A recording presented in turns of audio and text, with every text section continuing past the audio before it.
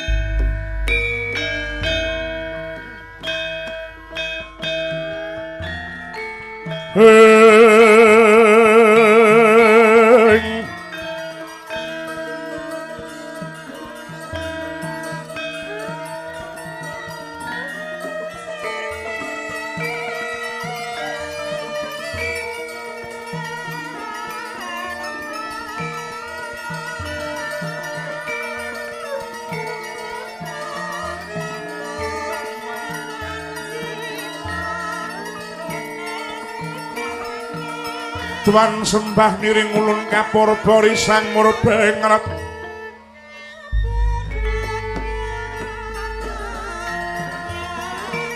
sahana ningkang nikanang sihing tasih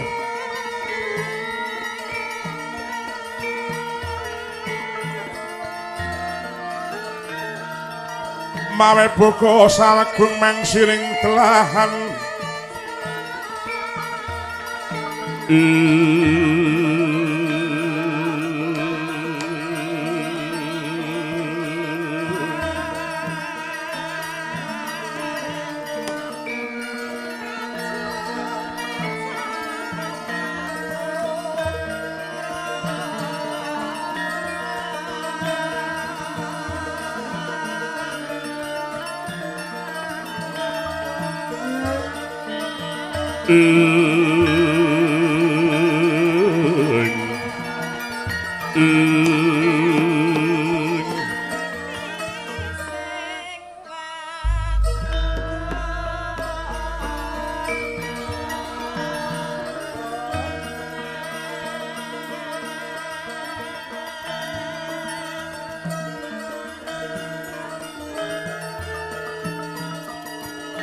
Tuan kanang mamujwe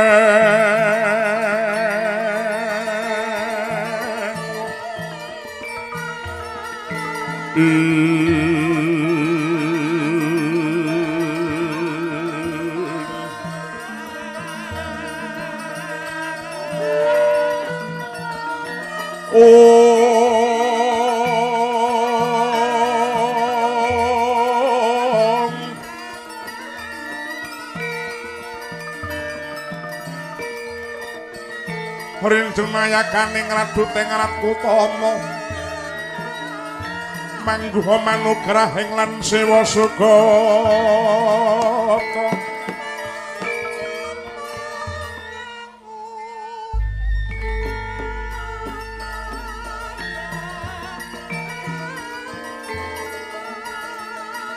tanruwus minulya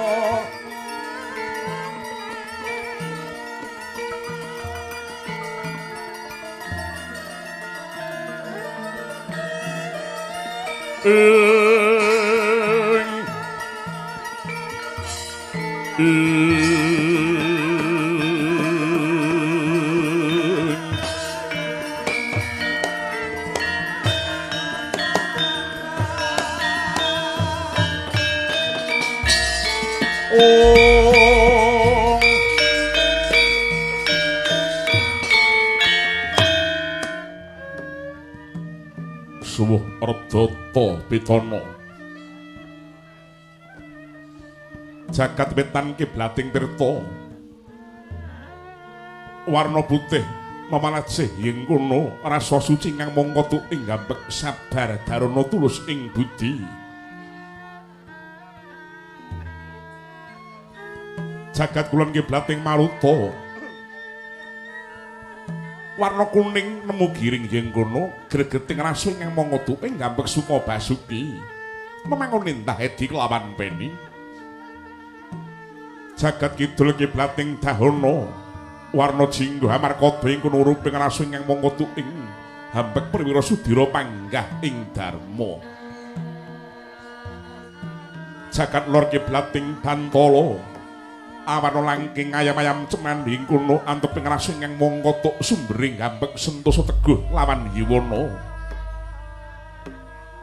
Surya Candra Mangkartika gelir gumanting Tri Jagat Raya sajuga tan warna yang mandi badha kesaning Hyang Maha Kawasa bumi geni banyu mangkin dadi sarana gesang raga dene panembah pangesti pamuji dadi rahayuning jiwa kanthi asa santi sura sudira jayani kanang ratsuh brasta tekamping ulah Darmastuti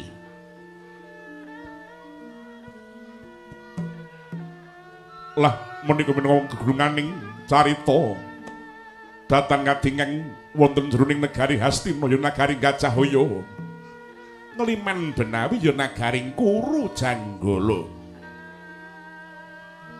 mila pinastana nagari Ngastina Karana kang yasa Prabu Nahusa ya Prabu Hastimurti sinebating gajah ya ngeliman Benawi minangka pepiling lamun ing kono tilas kedatoning duwe pangga Guru Janggala sing tumangke dadya sasarening darah guru mila pantes kinarya bebukaning kandha Karana negari Ngastina dadya tembang pocapane bangsa manca negari kang ageng nanging kirang agung nadyan wis ayem nanging datan ayem apa sebabe ya mangkono lebedhuk nalika semana nagari Ngastina ingkang jembar jajane gedhe puluh pametune cukup para kawulane parandene goreh urungeh pasarawungane kendho kenceng peperintane datan jejeg pengadilane wong saprojingang binujeng ampung swaraganing raga tuwin pangalembana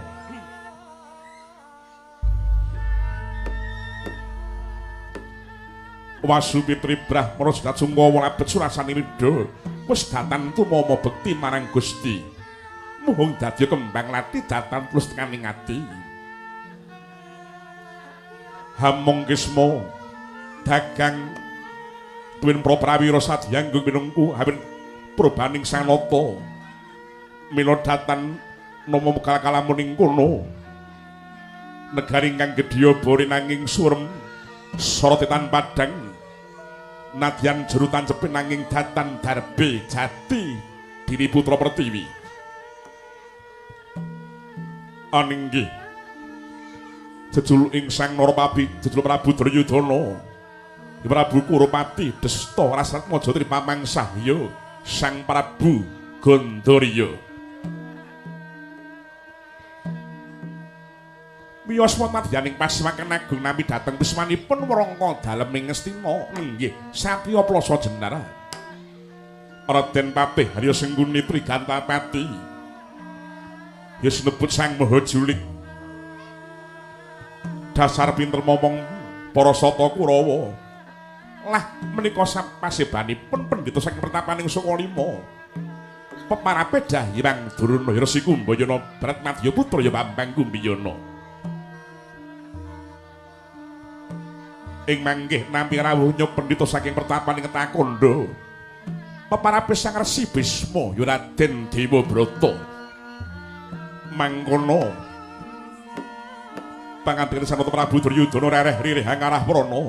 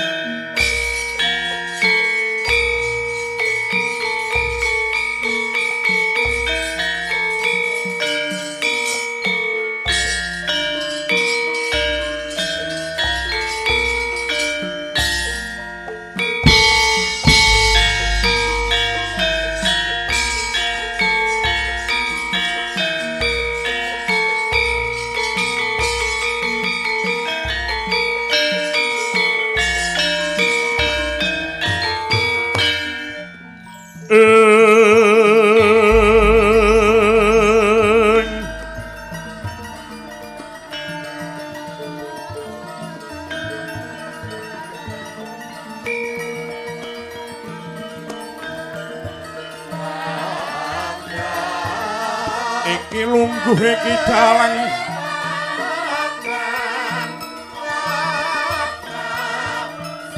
ingkang menang murba lan masesa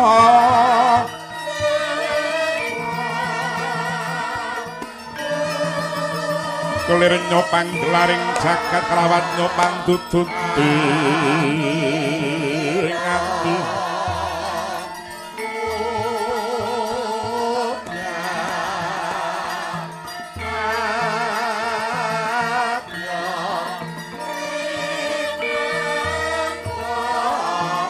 belantarnya katon sang Nagaraja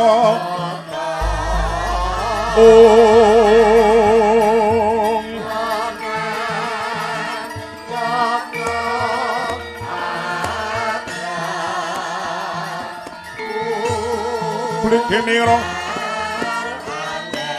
Rajeking Wesi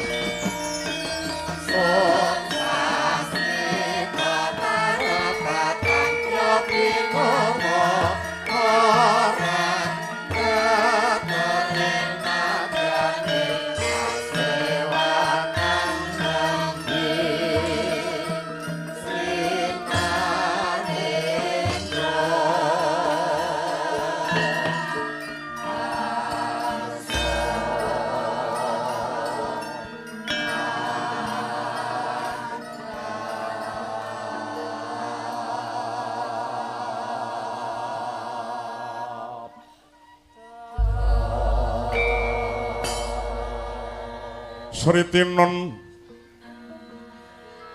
pasini wakan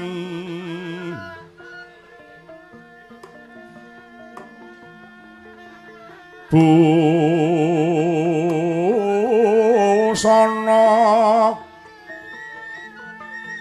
sutra maneka warna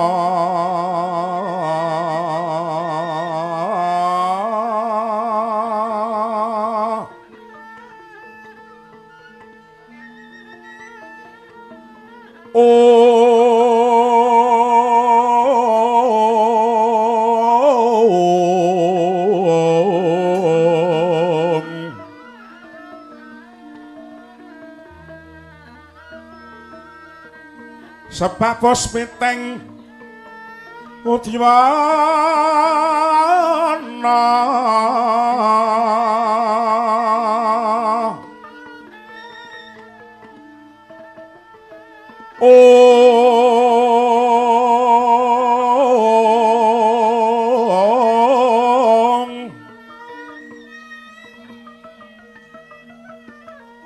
yang pancarakang sarawa rukma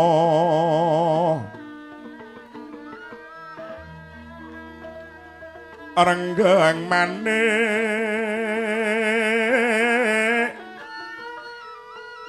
narawata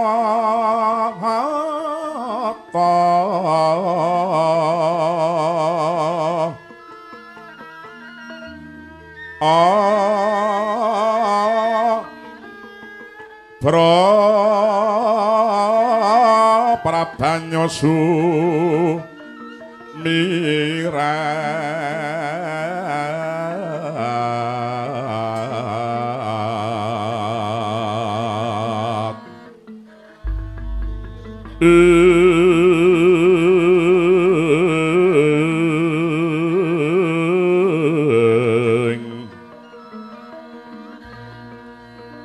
kenyaring tejo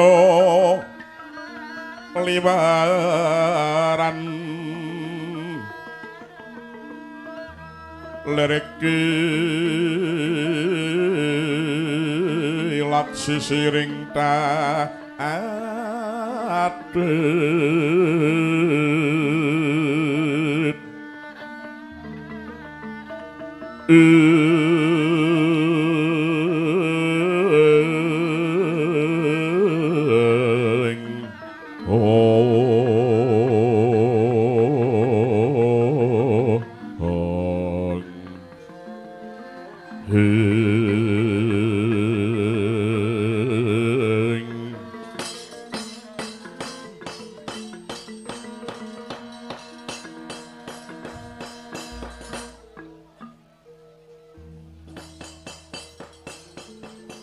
nyata wau Prabu Suyudana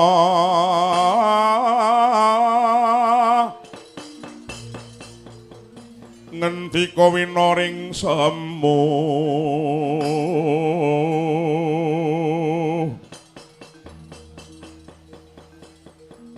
kampil benjang kehulun panamwong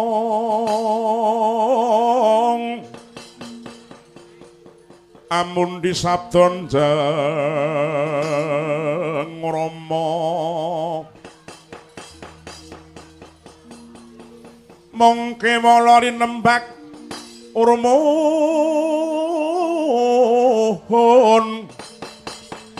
mringkateng sata Kurawa mringkah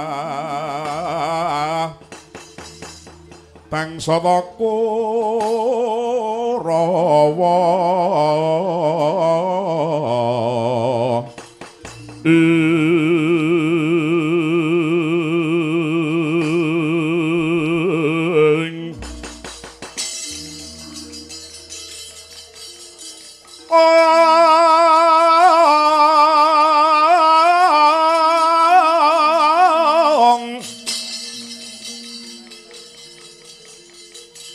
kadiparan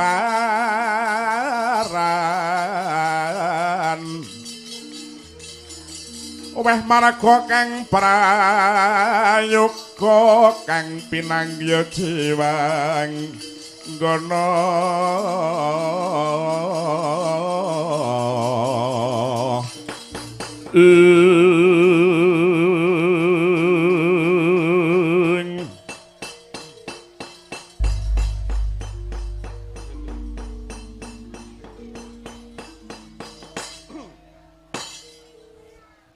Jagat Dewa Bathara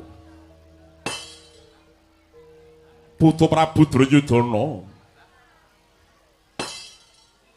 Putu Mbah Munta Kandha Bisma iki menawa rawuh ning Astina ki mau ngibarate kaya dene kebo mulih ning kandange Ngastina iki mbiyen dudu negaramu lan dudu negarane sapa-sapa. Ning iki mbiyen tinggalane sumarga bapakku kang minulya Prabu Sentanu Dewa. Lah apa to sabab lan musababe? Dene nganti titi mangsa iki mau tumiba marang sira Putu Prabu Duryudana. Lakuning sejarah ingkang wis menceng ingkang nalika kuwi mau sengaja dienggokake. Perkara iki aku ora bakal lan kepengin ngrembug suwiji-wiji sing bakal gugah marang kala. Ning sing baku tekaku mrene iki mau kudune atiku sengsem satemah jenjem. Nanging Putu Prabu Duryudana bareng aku ngrasakake kahanan ning Astina iki mau ingkang beneh lawan padatan. Lamun katimbang kelawan negara Ngastina pura jaman suwargi wong ngadumaku Prabu Sentanu Dewa. Putu Ngastina iki saiki saya panas. Ngastina saiki hawane saya panas. Sanggon-gon anane mung ngangkara murka apa mengkono ki mau jenenge negara kang santosa kowe seneng-seneng mung nyenengke marang para sata Kurawa kowe seneng-seneng mung nyenengke marang keluargamu ning ora bisa nyenengke marang para kawulamu merga apa uripmu wis ngedoi marang budaya mongko budaya ki mau angen-angen kang babar kaendahan. Kaendahaning kuwi mau ora mung nyeger marang rasa lair ning yen bisa uga nyeger marang rasa batin. Kang tumuse dadi tamba jiwa, temah anjalari, alusing budi pekerti, utamaning tumindak, teteping kasusilan lan ndadekake menungsa sejati ing ngebak rasa ing reh kamanungsan. Putu saiki sing mbok golek iki apa? Coba saiki pikiran sing kanthi wening. Tak jaluk kowe aja serik. Aku ngeman negara iki mbiyen negaraku kang saiki owah kaya mengkene iki mau merga saiki negara Ngastina pancene kondang. Ngastina iki kondang ning ora padang. Ngastina kuwi mau sugih ning kawulaning lih. Ngastina mbiyen sentosa. Tak baleni. Ngastina mbiyen ki sentosa ning jerone rekasa. Sepisan kondang ning ora padang. Kondange Ngastina ki mau ngebeki marang jagat ning jebule jero peteng dedet. Merga pirang-pirang perkara mung ruwet-ruwete merga Punggawa Praja Ngastina ingkang mung gugu marang karepe dhewe-dhewe. Mung kepengin bakal golek klimis sing lambe mblenduke wetenge dhewe-dhewe. Angka loro. Sugih ning kawulane iki ngelih. Kesugihane Ngastina ki mau persasat sak protelaning jagat ning bondo negara Ngastina ki mau mung numpuk ana dhuwur ora bisa warata tekan ngisor mula kawulamu akeh sing padha kaliren.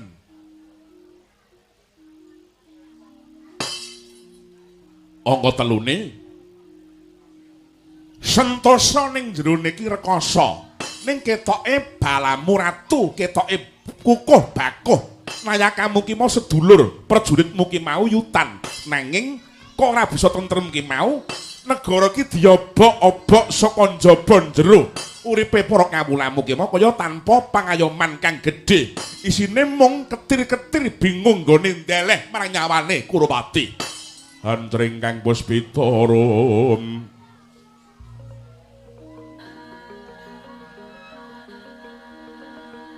kasiling samirana mri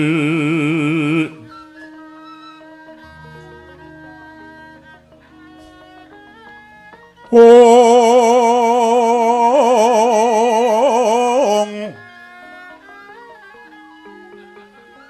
sekar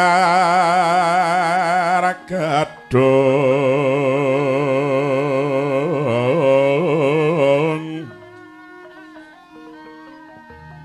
kung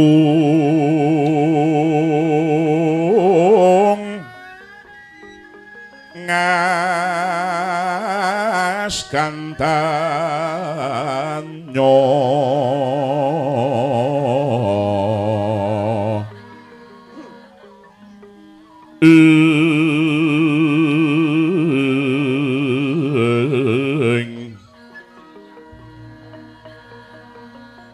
maweh hararas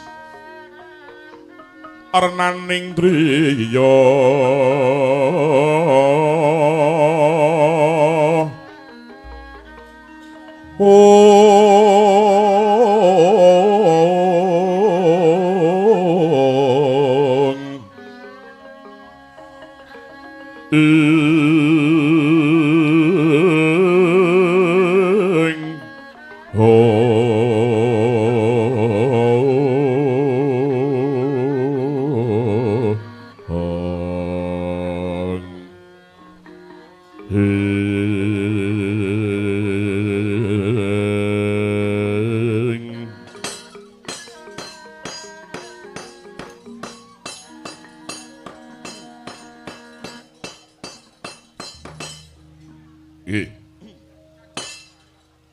ngaturaken panuwun ingkang tanpa pami dene Kanjeng Hyang Takandha sampun paring sabda tama dumateng keng wayah kula pun Duryudana nanging panginten kula mboten nuwun sewu saking pamitang kula mboten sedaya menika leres Rasing penggalih paduka Sang Matma Bisma dhateng kawontenanipun negari Ngastinapura.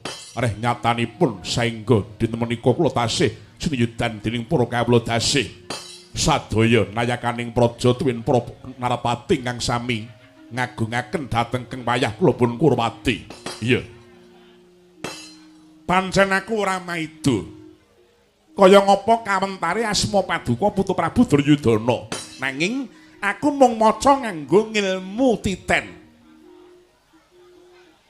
Aku mung niteni bola bali marang kahanan kang tumempuh ana ing Praja Ngastina ing dina samengko.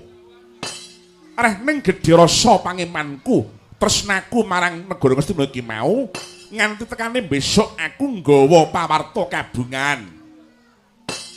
Pawarta iki mau mengkone ana sambung rapete kelawan owah-owaning kahanan ingkang bakal tumeka. Lamun ta donya iki bakal didandani, angkara murka iki bakal disingkirake adoh ingkang ana mung jaman Kerta Raharja lan tentrem rahayu. Wondene pawarta kabungan mau ora ana liya wisi ing Hyang Mahawagung ingkang lumantar jroning pasupenan. Lamun ta titi mangsa iki kang akarya jagat bakal ngudhunake wahyuning kembar siji wahyuning ratu sing kaping pindhone wahyuning Senopati. Kaki wahyu mono thukul saka woh ing pangudi, ya kuwi pangudi kang sinartanan mantep lan temen. Mantep ing rasa tumening tumindak ingkang linambaran rasa lila wani lan kurban. Lila kesamu barang ki mau kang katindakake ora bakal tuwuh panggrundel panggresula. wondene wani iki mau semang-semang samar-samar mengko gek kuwi ora bakal ana kuwi tegese wani. Banjur sing kaping telune korban ing kene korban keneng loro. Korban lahir lan korban batin. Korban lahir Danadriyah. Korban lahir Danadriyah. Marang sepadha padaning tumitah. Tetulung weweh marang wong sing butuhake. Wondene korban batin sumendhe marang panguwasaning dat ingkang murwing dat. Mula yen kena tak pernahake titi mangsa iki gage raupa banyu bening. Ora kudu sira dhewe ingkang manekung puja brata golek wahyu merga titi mangsa iki mau wahyune bakal mudhun ana telenging gunung Himalaya. Kang mangkono putu. Muga sineksan jagat saisine dadi sarana panguripaning kawula dasih Ngastina ki mau tambah becik tambah mencorong cahyane tak jaluk kanthi banget dina iki kowe perintah marang ayakamu supaya ngudi marang wujuding wahyu sinebut wahyuning pembar iki mau.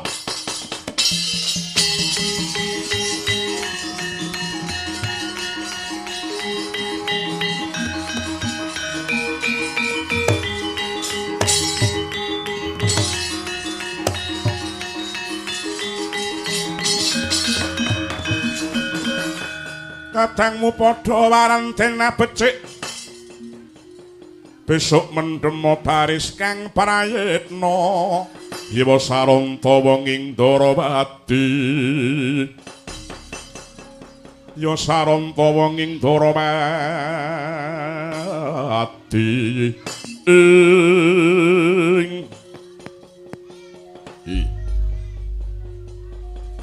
ngaturaken geni penuwun ingkang tanpa pami namung nyatanipun ingkang dadosaken jibeking manah kula pupus pengarep-arep kula pendak-pendak kabar wonten wahyu tumurun setunggal kemawon boten wonten wahyu ingkang mampir boten kersanipun para kawula Ngastina mila pemanggih saking Bapa Durna langkung rumiyin kados pundi Bapa Durna kula nyuwun sepados panjenengan paring dawuh kados pundi mrih kelampeng sedya para Kurawa ngudi wahyu kembar kala wau. Bapa Durna. Nah, alah. Durna? Lan wonten pangendika ing adawuh. Kados pundi? Magepokan kaliyan kananipun pengendikanipun Kanjeng Hyang Bisma bilih ing ngrika langgan mangke. Para sata Kurawa kinten ngudi wontenipun wahyu kembar kala wau. Oh nggih, nuwun sewu nggih. Menika panjenipun leres kok nggih menika. Panjenipun leres. Pengendikanipun Kang Hyang Sang Matna Bisma menika panjenipun estu leres. Menawi saking pamitang kula, pemanggih kula. Nuwun sewu menika nggih. Kang Bapa ing Saka Lima menika, wahyu menika wonten kalih kok nggih menika. Wahyu wonten kalih nggih. Menika wahyu ingkang sejati lan wahyu ingkang boten sejati lho niku. Menawi wahyu ingkang sejati kala mau sipatipun menika suci, boten wujudipun sabda suci ingkang tinampi dening titah ingkang cedhak kaliyan dewanipun utawi cedhak kaliyan Hyang Maha Kuwasa. Syaratipun inggih kedah ngurbanaken ngebaken cipta lan pakarti tumuju dhateng budi luhur. Menika syarate penggayuh. Hangga kalih dene wahyu ingkang boten sejati menika kala mau wujudipun menika cahya menika. Ingkang dumadi saking anasir halusing bumi. Tuladanipun pulung daru menika gadah watak hayu, hayom hangayemi. Sinten kemawon ingkang kedunungan wontenipun pulung menika badhenipun hanyari wahyu kamulyan. Dengan setunggal menika. Namung kemawon nggih menika. Nyuwun pangapunten. Pemanggihipun Kang Bapa ing Saka Lima kinten kula mboten tebih saking pemanggihipun Kang Hyang Takandha. Syaratipun ngudi wahyu kedah teteken ati suci pepayung budi rahayu. Menika kok nggih menika.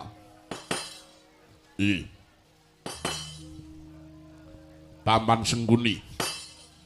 Wonten pengendi kowe ngadhawuh? Yen to tumraping Paman Sengguni Goningsun bakang ngudi wahyu iki mengko kepiye? Nuwun sewu nggih. Menawi kula wahyu niku dingge napa? Lho niku saestu. Wahyu niku gunane niku dingge napa? Janaka niku kokean wahyu malah pecah ndase niku saestu. Nanging nyatanipun sampun boten kirang-kirang para sata Kurawa menika ngudi wontenipun wahyu kala wau ning nyatanipun gagar wikar datanpa karya. Monggo Pandhawa Kurawa menika sami-sami nggenipun meguru dhateng Kakang Druning Sukalima. Ning kok benten-benten dadosipun. Menawi Pandhawa menika dumadosipun sae sedaya turta asring kedunungan wujudipun wahyu utawi pulung ning Kurawa kok mboten niku dos pundi. Ing mriki mesti wonten guru ingkang ban cindhe ban siladan. Kosek. Kowe aja ndakwa, aku ki mau ban cindhe ban siladan, babar pisan ora. Aku ki guru sejati. Ora tau ban cindhe ban siladan, ora tau betak-betake sijilan sijine. Kurawa tak ulang ladran wilujeng, Pandhawa ya wilujeng. Kurawa bondet. Sing jenenge Pandhawa ya bondet. Kurawa pendhet. Semenaka Pandhawa ya pendhet. Kabeh padha wae. Ya mung gumantung ning bocah iki dhewe-dhewe nggone ngudi. Yen Pandhawa tak kongkon kungkum meblas. Ora ning sing padha suwala, ning balik Kurawa. Ting gruduk. Nyemplung nang umbul kok ngelangi. Ngisi-sini ngono kaya jenenge. Durmagati ya kaya mengkono. Wis tak warai wiritan sing apik. Lah kok malah kademen. Kademe kaya mengkene iki mau. Barang mulih ning tanggane ning sing mati gantung. Ora wani adus. Kon nunggani mbokne ora coba. Kaya ngono ki murid sing kepiye coba kaya ngono. Kaya ngono kok dadi iki dadi kok ngendi? Coba. Mengko wis ora kurang-kurang nggonku budidaya piye carane bocah-bocah iki dadi kabeh. Ning blas ora ning pilane blas. Ditraksi ya ngono. Tak kanthi ning umbul. Ning wong nyebarke kembang kok malah mati iki aku. Ora bejaji kabeh, wis. Wis. Ulang-ulang kaya ngono kuwi mau pancen aku rada gelo. Ning piye meneh, Dik? Dibudidaya piye carane supaya Kurawa entuk wahyu iki mengko bakale. Lenglenging driya mangun kung ganduhang riman lilino tanpa kanin ing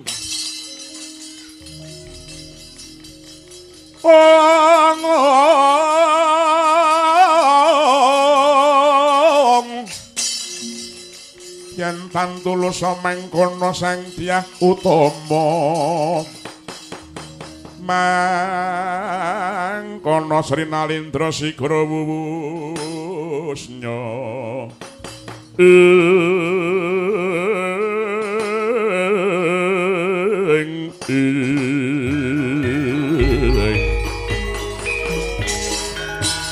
bumi goncang kanjeng langit kalap-kalap katon nerkini cangane Sri Sang Nawe Gandrem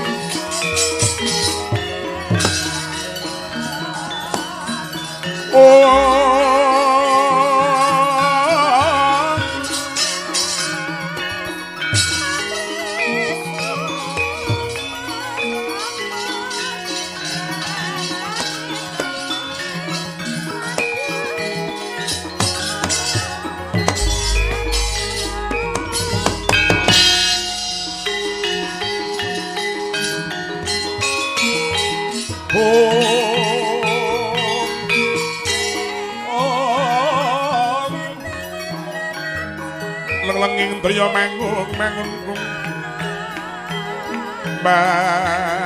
kung ganduhang riman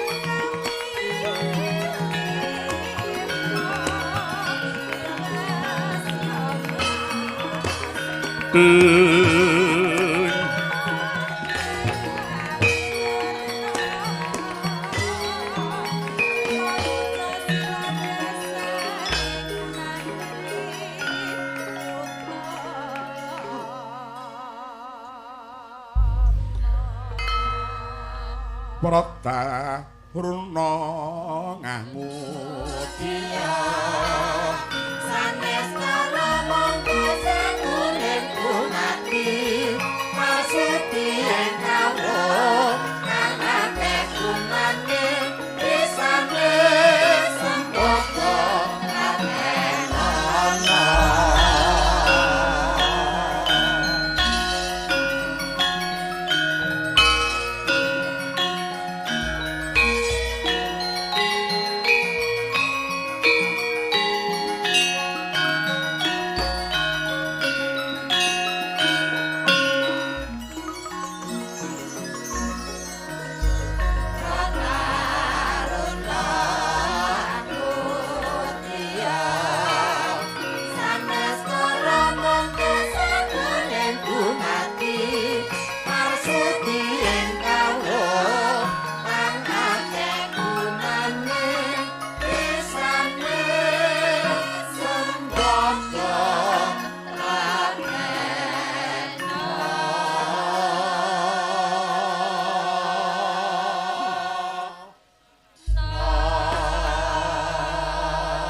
ya jagat dewa Bathara.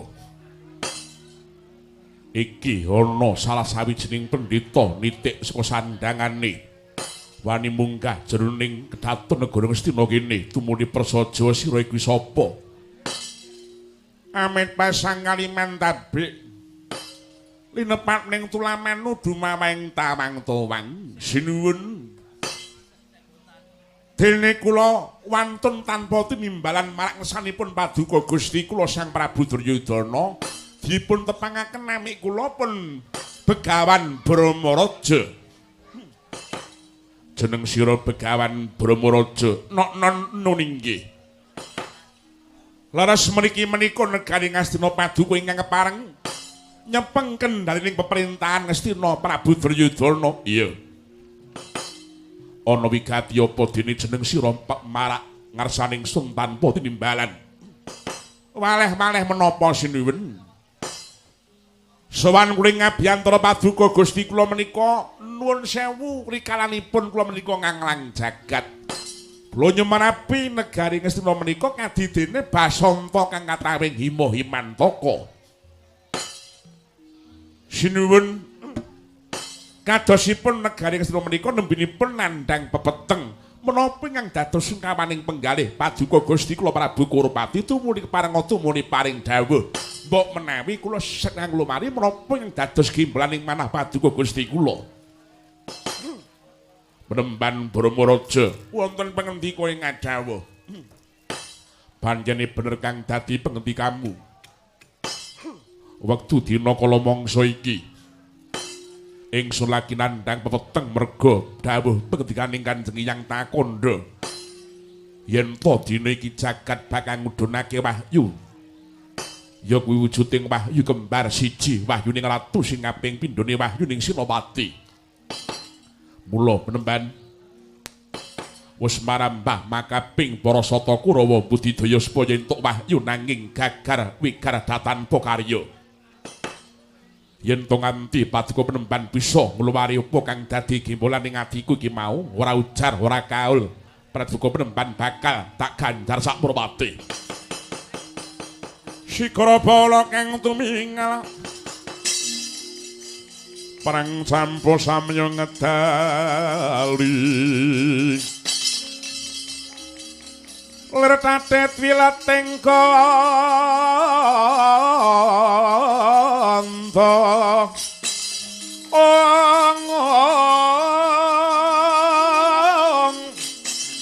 Cahya manggung mangun sang niti benjang sangat jimijel benjang sangat jimijel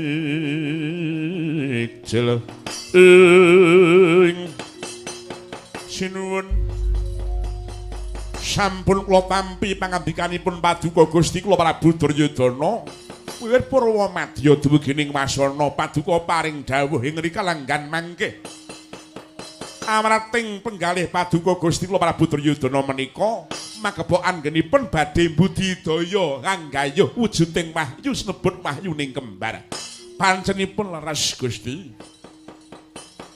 Bilih ing rikalangan menika Jawata ngandhapaken wahyu ning kembar. Nggih menika wahyu ning Ratu Dalah wahyu ning Senopati. Namung kewala sinuwun panjenipun awrat nggenipun badhe anggayuh wujudipun wahyu menika kala mau. Namung kemawon wonten sarananipun kok Gusti. Menawi tumanapipun kula pun Bramaraja wahyu kembar menika badhe tumurun wonten telenging Gunung Himalaya. Wonten telenging Gunung Himalaya. Namung kewala nuwun sewu. Wedal menika Gunung Himalaya menika wonten ingkang mesanggrah wonten ing papan mriku inggih menika satriya Pringgandani kasih Raden Gatotkaca. Menawi Paduka Gusti kula saged njenengaken dhateng Gatotkaca ing mriku marginipun Paduka menika badhe anggayuh wahyu kala wau nggih.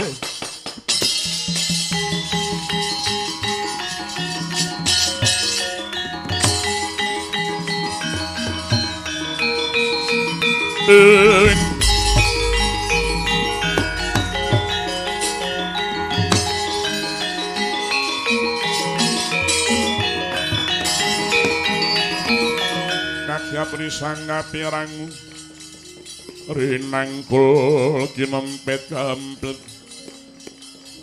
dosa ngertnaning bawana yiwa kitu kang lalang ati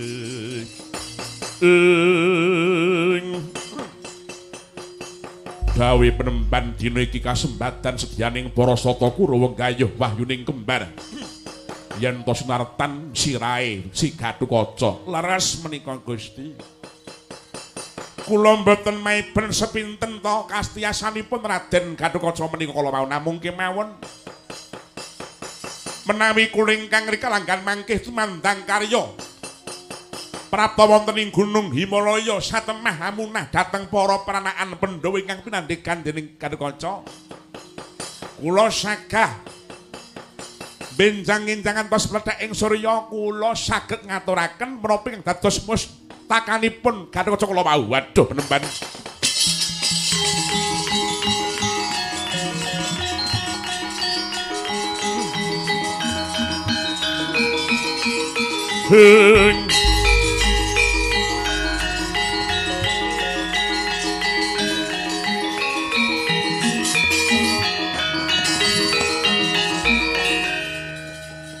Mangkya darajating praja kawuryan musanya ruri atilar stuti sujana sarjaning kelu yen pancen mengkono penemban dina iki aku pasrah ngersaning Paduka Penemban Begawan Bramaraja udinen patining Gatotkaca mereka sembatan ing sedya nggoning sun anggayuh wujuding wahyu kembar ki mau. Nggih. Ingkang mekaten Dra Gusti kula nyuwun pamit nyuwun tambahing pangestu. Kula janji kalian Paduka ingkang sinuwun benjang-enjang dari ngantos mlethek ing Surya. Kula sampun nyangking mustakanipun Gatotkaca Gusti. Mangkya darajating praja kawuryan wasanya ruri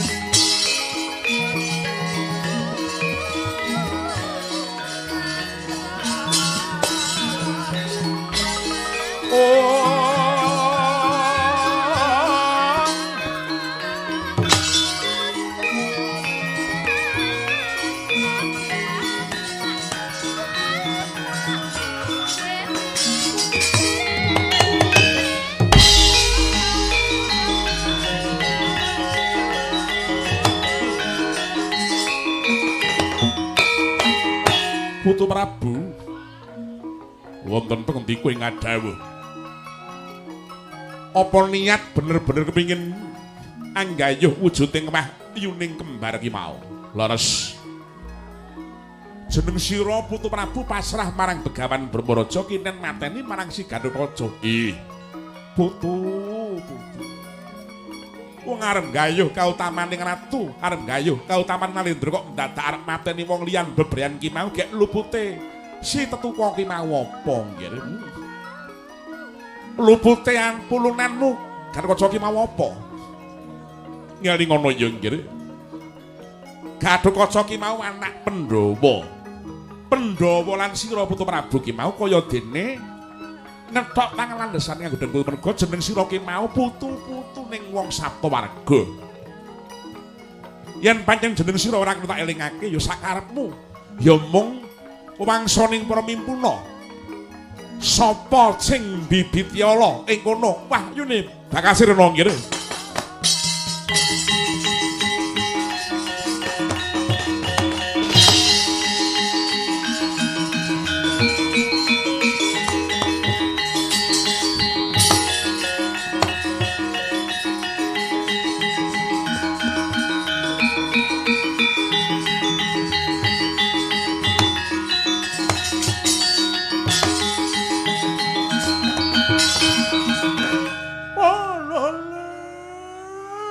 Kentas wila gimbal manyar pemikati buntut kisah.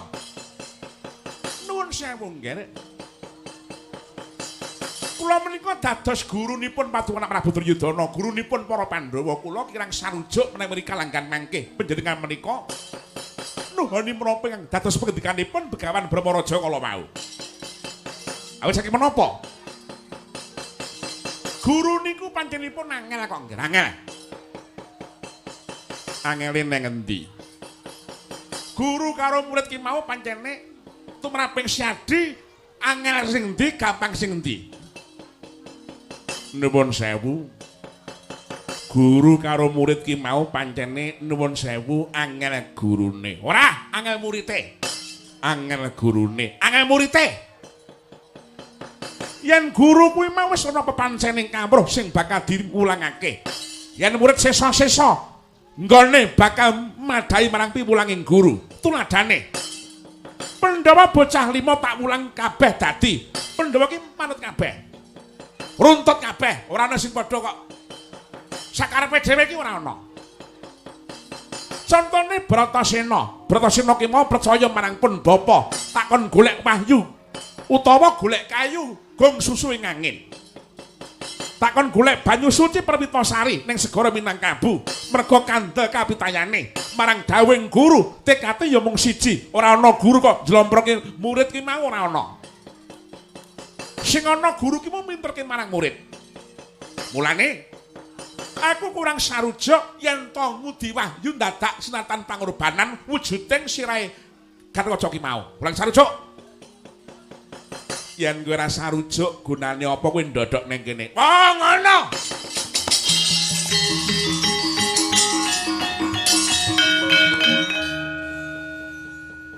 Apa dikira sing ning tangane mung Astina tok? Apa sing dikira ning tangane mung ning Astina tok? Ning ndi ning tangan? Baku rasa ya pangan. Rumangsaku tek listrik sia-sia karo aku.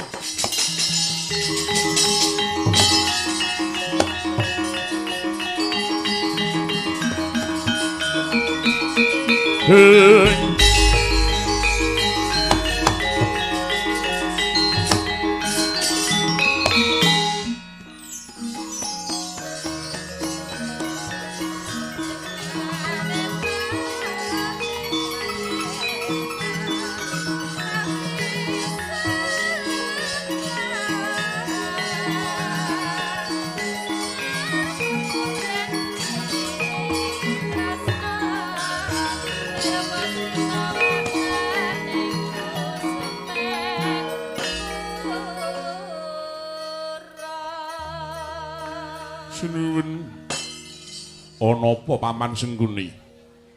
Panjenengan boten sah nguwatosaken dhateng kawontenanipun Kakang Drona Tuwin kengiyang Takandha. Kula pitados kok nggih. Pitados kalian Begawan Brahmaraja menika kala mau tumuli saged budidaya mulih kasembadaning sedyangken paduka nggayuh wujudipun mahyuning kembar. Paman Sengkuni mangkono, non nuninggi. Yen pancen mengkono Paman Sengkuni dina iki dawuh marang kabeh prawadya bala. Kinen jampangi budhane Begawan Bramaraja gone bakani gas jangganing si Gathotkaca. Non nuninggi. Sinuwun betul langkung nyuwun pamit madhah paslan paduka ingkang sinuwun. Dimas Kartomarma wonten pangandika ing ngadhawuh sinuwun. Ngras pantes bubarno kang padha nggantung sebo ingsun Bagakundur kedaton. Terang teloco dawuh pangandika paduka nyuwun pamit madhah pasilan. Kocap nalika samono Purna sabda nata Prabu Kurupati. Sigara kundur hangedaton tedak jog saking pelenggan dampar denta. Kondoning sanata Candra kadidene gemerah gumuruh suarane. Purnaning sabda kaya sasmita kadang gemerung singgang sona arek kanyang padaya srimpi tanggap sasana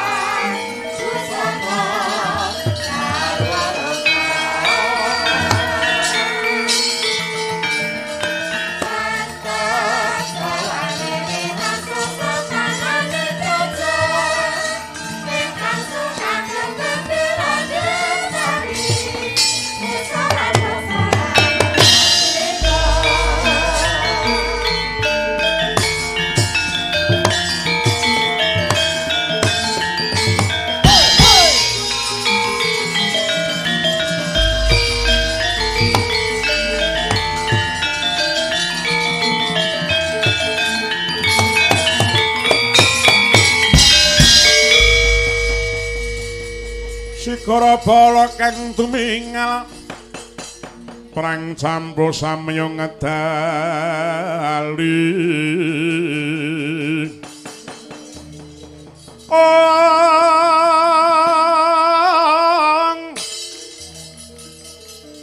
Letate tilateng kanda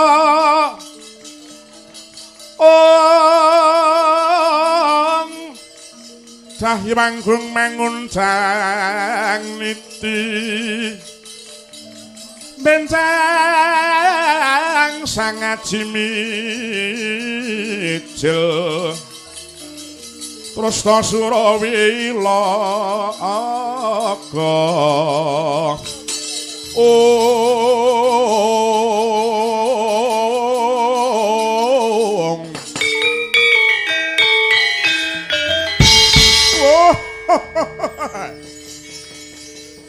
Paman Sengkuni miyos pendapi kang putra Pendrusa nyadung pawartiman Paman Sengkuni miyos pendopo kang putra kula Pendrusa nyadung pawartaman Paman Sengkuni putra Paduka ngbono keling kula pun Tritranata ginyadung dawuh kula pun Bambang Swatama ginyadung dawuh Lek Pak Cilik kula ingkang sowan Lek Ya derma gati wis adus apa durung kuwi sampun kok Lek sing nunggoni sapa sing nunggoni Mbok Gendari oh ya syukur ya ngene sapa Kurawa kabeh siji wae ora ana tak arani padha rungokno marang kandhaku iki ingkang karumpaka jroning Pasewakan Agung sing rembug ya mung kahananing negara Ngastina kang wektu dina kala mangsa iki nampa dawuh pengendikane Kang Hyang Takanda yen to dewa bakal ngudhunake wahyuning kembar siji wahyuning ratu sing kaping pindhone wahyuning Senopati dening Kang Hyang Parasata Kurawa kinen budidaya murih kasembadaning sedya gayuh wahyu kuwi mau nanging ana babak nglayoni jujul nusuli tekane pendhita kliyang kabur kanginan mendung kebaratan ing endi tibane yen kono papan dununge jenenge Begawan Bramaraja. Bramaraja saguh bakal goleke wahyu tumraping Parasata Kurawa ning ana syarate kok nggih. Napa niku syarate man? Mangertu yo nggih. Yen to kasembadaning sedya gayuh wahyuning kembar ki mau kudu mapan ning telenging Gunung Himalaya. Mongko Gunung Himalaya wektu dina iki lagi ana kang mangarsama utawa mesanggrah ana ing kono ya kuwi Pulunanmu Pringgondani si Gatotkaca. Pengendikane Penemban Bramaraja sapa wae sing bakal bisa merjaya marang Gatotkaca ing kono margane entuk wahyuning kembar ki mau. Lah ra tenan to. Kula pun ngelingke bola-bali kok man. Saben Kurawa mesti rentuk wahyu merga bubudane niku ora becik. Kepengin nggayuh marang pradene wong liyan bebrayan luwih-luwih patining para Pandhawa sak anak-anake. Nek kula sing ngelingke nuwun sewu ora sah budal teng Gunung Himalaya. Adoh niku pan adoh. Luwih becik teng Gunung Kemukus malah entuk gawe kok man. Oh bola bali kuwi. Kowe ngerti nggon apa kuwi? Lho niku nggih mesagrah niku. Raimu. Wis ora sandadak kokean wicara. Dina iki budal ora budal dina iki luwih becik sesuk tanggal 15 aja dopo melu aku kabeh wis ngono wae. Luwih eleke ngono kuwi. Ora melu kono ya ora apa-apa wong kabeh do ngejak wene ngono. Dalang kula niku ora ustaz tembaki. Ora caturan. Swatama wonten dawuh paman. Metu njaba natapa bendhe kaping pisan dandan pindho lumpuk kaping 3 bodho prapat pasowanan sang pate sigrong gelar baris nyawiji gumolong dampyak kumuruh swarane kumrapiaking watang yang gadhe ku malarang bagi suraeku muro